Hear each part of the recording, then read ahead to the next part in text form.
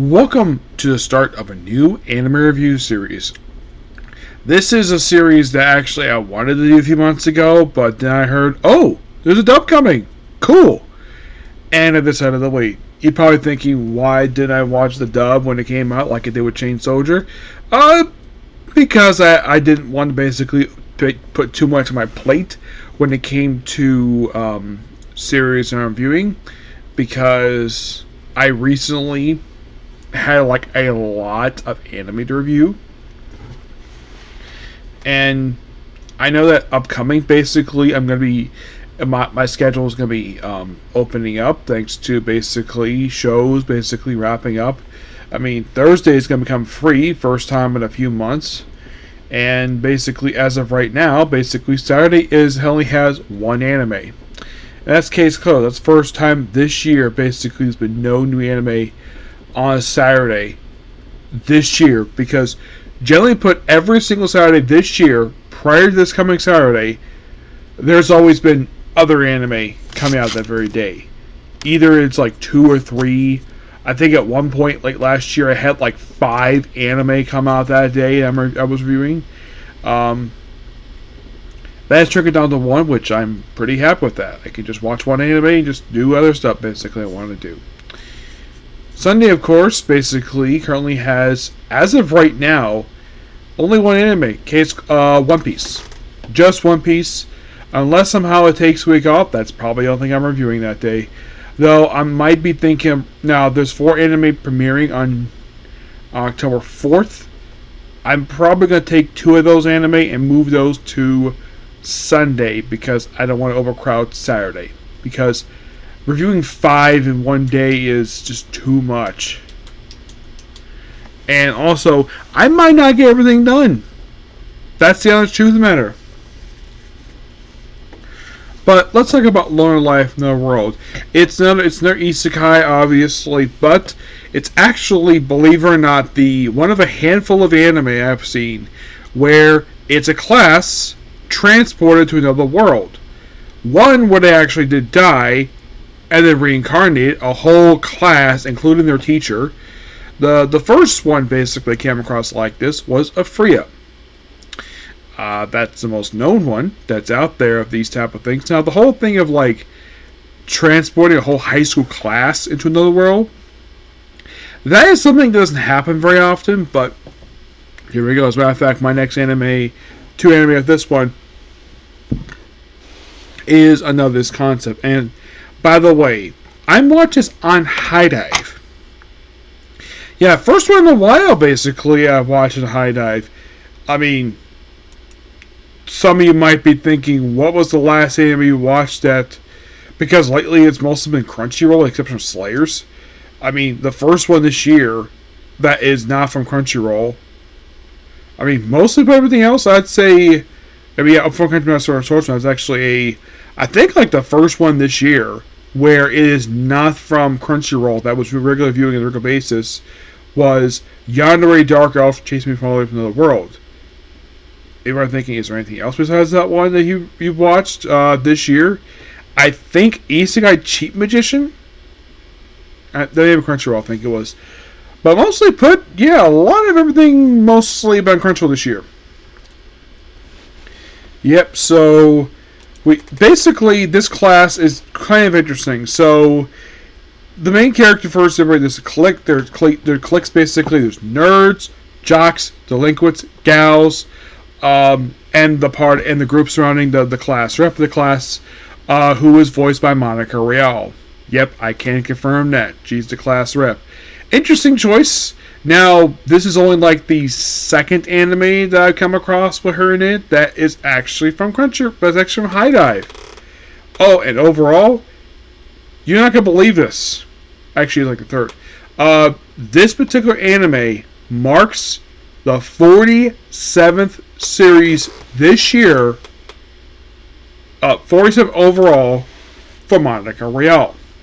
Yeah, there are other characters here. One, of course, starts stripping. And of course, they refer to this character as the news girl in the book.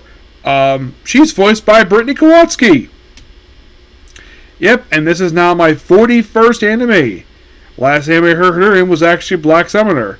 In the case of Monica Royale, is actually Unaware Altair Meister. You're like, that's interesting. Yes, by the way, our main character, his name is Haruka. Yes, believe it or not, that is actually his name. You think like a name like Haruka, it sounds like a woman's name, but it's a guy. He's voiced by Nathan Wilson. By the way, also, this is the second anime I come across where Monica stars in a series with her sister, Natalie Rial. Yeah, she actually won the Gals. Yeah, she is referred to as Gal D. Yeah. Yeah, so basically, by the way, Passionate is one of the studios. So they provided anime production assistance for all episodes. So, this is another anime that I have seen from them. I mean, first one obviously being High School DxD Hero. Yep. Of course, there's also, besides this one, there is Heron Live in that World, the Demon Sword Master of Scalp Academy, Full Country Master Swordsman, Chain Soldier, and now this one. This is now the 6th series that, well, they cooperate with Habesha Film Frontier Engine to work on this anime. Now, no basically info if this could be season 2 or not. I do know the anime does come with the first lead, and I read light novels a while ago. So, basically, we have everybody being transported, and of course, Haruka proceeds to try to get out of the magic circle by climbing the ceiling, but he gets transported anyways. Separated from everybody else, he gets basically skills like Villager A and all these other very useless skills. Yeah, very pointless. Now, normally put basically, when these characters are summoned, usually is a reason. This, it seems like they were someone completely random that was like, hey, let's have a high school class transport another world. Now, here's the thing. This actually is the second time this actually happened in a classroom. I would say so as far as what would include this, yes. But that was an explosion that killed all the students. And they were reincarnated. But the last time this happened was actually at Freya. Yes, it happened at Freya, where the whole class was transported. Surprisingly, no mention of a teacher. Nope, no teacher this time. Yeah, you're like, that's different. Yes, no hot teacher this time. Not some PE teacher or some hot teacher like it is in the Freya. So, basically, they all get transported.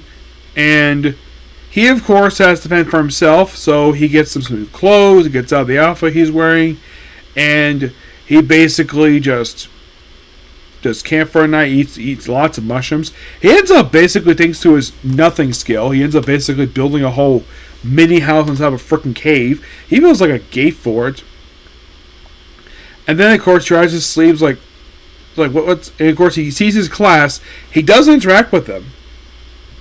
Yeah, there's one girl, I know this actually is Brittany Kowalski, because this one basically is like, really wants to strip. Yeah, that's how I know that's Brittany Kowalski.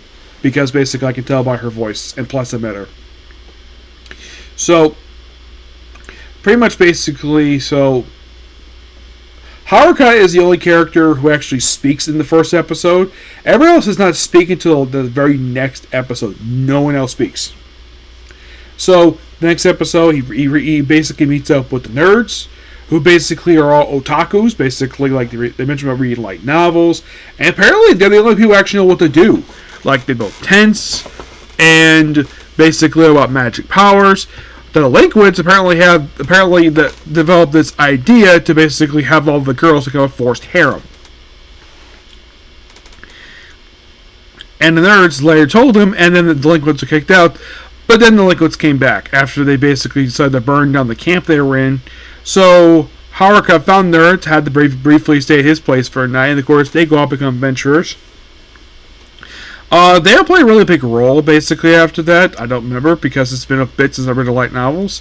Then he meets up with the gals, one of whom is basically Natalie Rial, who is referred to as Gal D. No name, just basically the Mean Girls. And basically, they follow him because basically he inadvertently he uses skill because he says yes. So One of the skills is subjugation. He apparently doesn't like it very much. The girls follow him for a bit. And then, of course, basically, then the episode ends with the class rep showing up. He's wondering, like, what to do. And then she yells at him. And he's like, oh, crap, you're here. Yeah. Oh, this will be something. Yeah, by the way, I remember this all. I do remember this from the book itself. The girls do not like the nicknames that basically he refers them as. Like, he were one as Fish Girl, Nudist Girl, Sword Girl. Despite the fact these girls have actual names, he refers them by these names, or Vice Class Rep A, B, C, or D.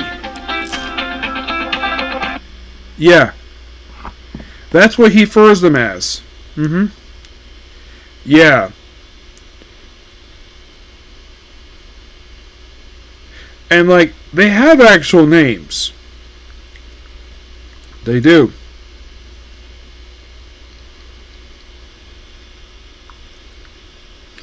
Yeah, they may have actual names, but he just...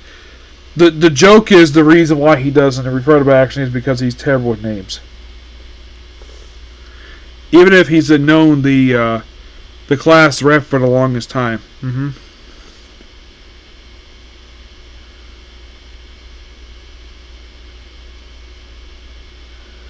Yeah, because they grew up together.